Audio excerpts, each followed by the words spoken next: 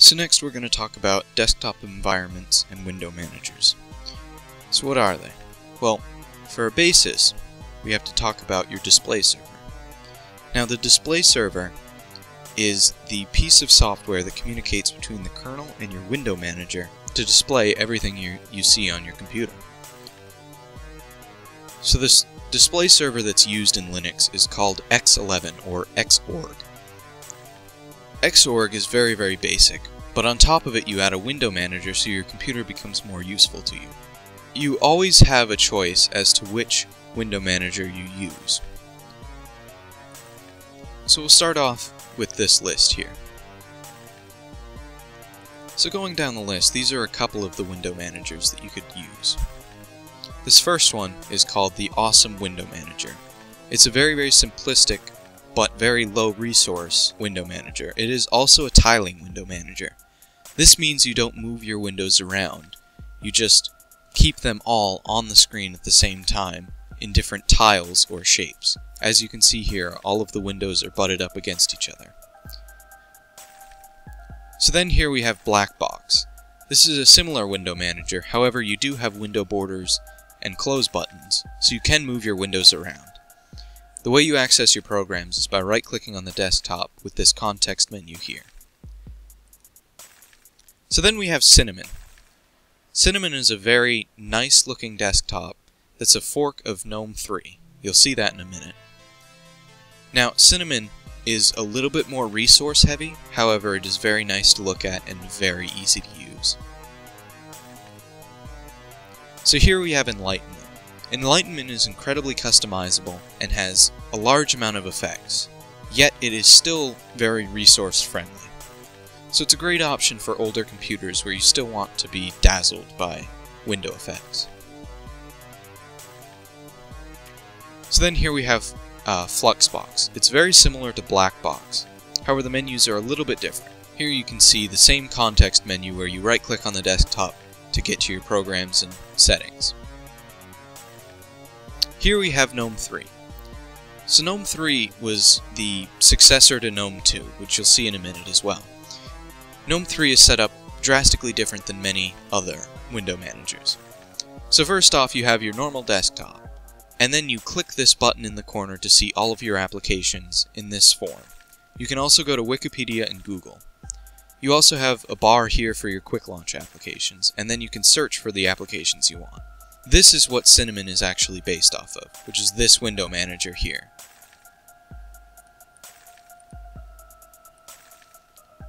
So then we have Ice Window Manager. It's a very simplistic, resource-friendly window manager. You don't get a lot with this, but it doesn't take very much system resources. So then we have KDE. KDE is very resource-heavy. However, it is very nice to look at and very easy to use. This window manager is dubbed the closest Windows experience possible in Linux. Here we have Compiz. Compiz is a very low resource window manager.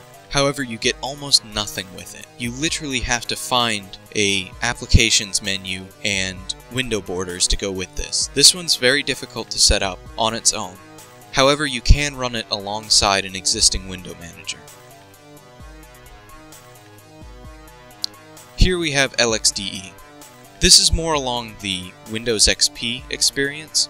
It's very stripped down, but it also uses almost no resources. This is a great option for older computers. So here we have the Mate desktop, or Mate, whichever way you want to pronounce it. GNOME 2 was the previous version of GNOME 3, which is this. GNOME 2 was very much liked by many people. When GNOME 3 came out, people were very sad to see GNOME 2 go away. So GNOME 2 was then forked into Mate, which is this desktop experience here. It's basically GNOME 2. So here you have your application, places, and system menus up here, and then your taskbar down here, and your window switcher here. Here we have XFCE. It's much like Mate, except it's lower resource intensive, as well as it's much more customizable.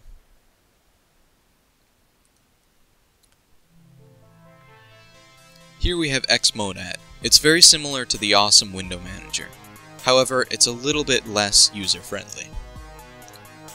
This, however, is the Terminal Junkie's dream. All the settings for this is done in small text files, as well as it's incredibly customizable. And finally, we have the Xterm.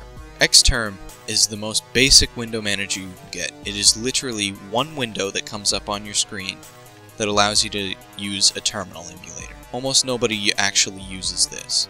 However, it is the basis for all the rest of the window managers. So in this class, we're going to look at how to install one of these window managers. So seeing as how KDE is one of the closest to Windows, I find we should install that one. So go to the Ubuntu Software Center. So when you go to the Software Center, you're going to type in Kubuntu.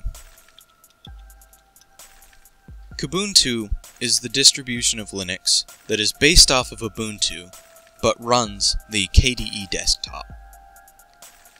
So seeing as how we already have an Ubuntu desktop running, all we have to do is install the Kubuntu desktop. So right here it's showing the basic software.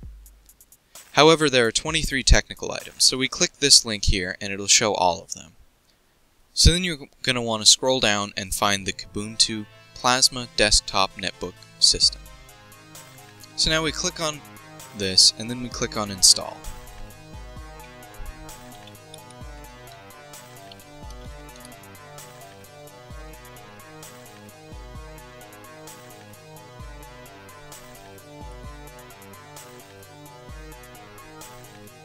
Now this is a very large install and will probably take quite a bit of time.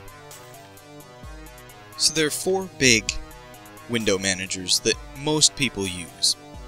They use KDE, LXDE, XFCE, GNOME, and Unity.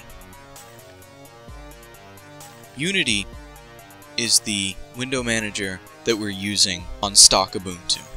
Now it's not generally recommended to install multiple window managers because it tends to slow down and bog down your system. Because now we have both the Unity launcher and Kubuntu running at the same time.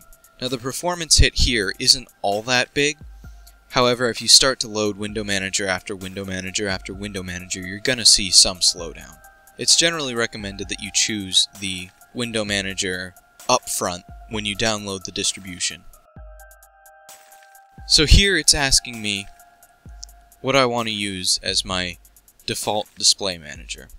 I'm going to select KDM because that is the display manager that works with the KDE window manager. So I'm going to click forward.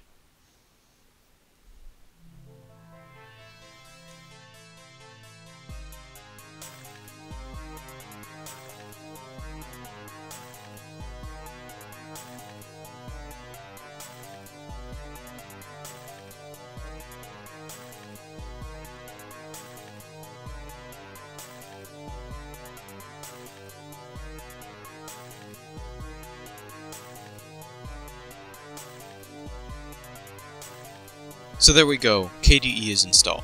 So now I can close the Software Center.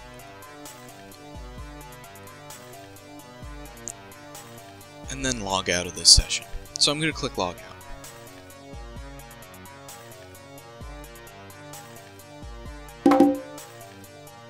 So now here, this icon that I talked about in the first video.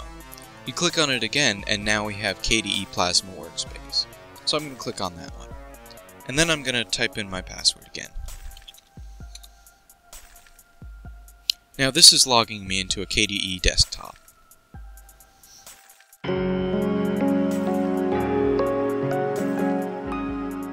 The errors you see here are due to the fact that I didn't originally have KDE installed. They're very easy to fix, you just create those folders. So now I have a KDE desktop running here. You can see it is much like a Windows environment. So if I go to Internet and then Chrome, you can see that all my applications are still present. However, KDE also installed all of its default applications, meaning that now I have twice as many programs as I did originally. So this can add quite a bit of bulk to your system, so it's generally not recommended to go this route. However, it is very possible. So now to log out, I'm going to go to leave, and then I'm going to go to log out. And then I'm going to click log out. Now I go back to this circle and set it back to Ubuntu.